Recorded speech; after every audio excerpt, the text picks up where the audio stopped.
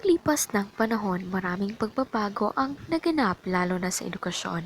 Mga pagbabago na plinano para sa mas maunlad na sistemang pang-edukasyon.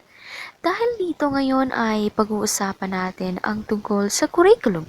Ngunit ano nga ba ang curriculum?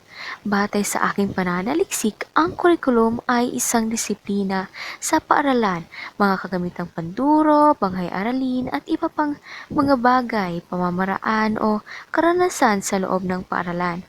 Kung titignan nating mabuti, napakalaki ng papel na ginagampanan ng kurikulum sa buhay ng isang mag-aaral na nangarap, nagsumikap, hanggang sa tuluyan na nilang maabot ang kanilang mga pangarap.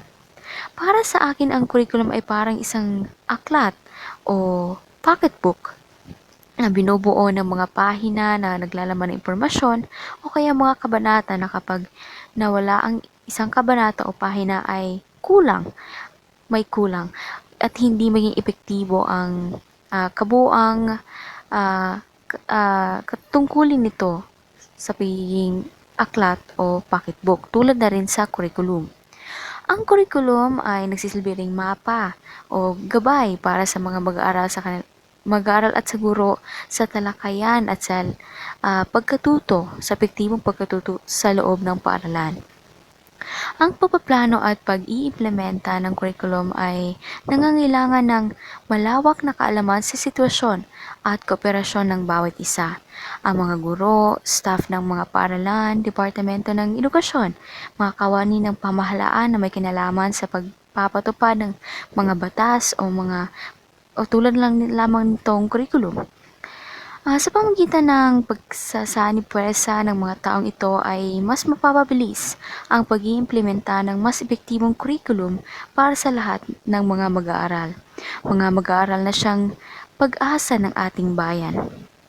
Masasabi nating napakahalaga ng papel na ginagampanan ng mga guro sa pagpaplano at pag-iimplementa ng kurikulum dahil sila ang nagsisilbing mata sa mga pangyayari sa loob ng silid-aralan. Sila rin ang nagsisilbing pangalawang ina sa mga mag-aaral.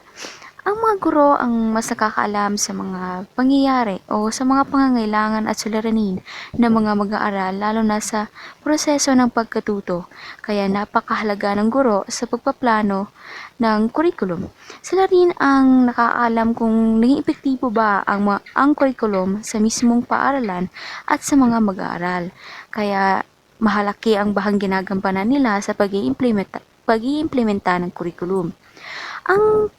Ang masasabi ko sa pagbabago ng curriculum sa Filipino sa kolehiyo ay isang malaking problema ito dahil sa halip na ang wikang Filipino o yung asinuturang Filipino ang ating bigyang pansin lalo sa kolehiyo para mas malinang pa ang mga mag-aaral sa wikang Filipino ay tila nagigipit na ngayon ang wikang Filipino dahil sa halip na pagyamanin ito ay parang unti-unti nang hindi binibigyang halaga ng iilan. Kaya nakakalungkot isipin na ganito ang nangyari. Ngunit alam ko na balang araw ay babalik muli ang sigla ng wikang Filipino. Sa ngayon, ang magagawa ko ay ang gamitin ang wikang Filipino sa komunikasyon at transaksyon sa iba't ibang tao. Mabuhay ang wikang Filipino, ating pagyamanin, mahalin, yakapin ang sariling atin.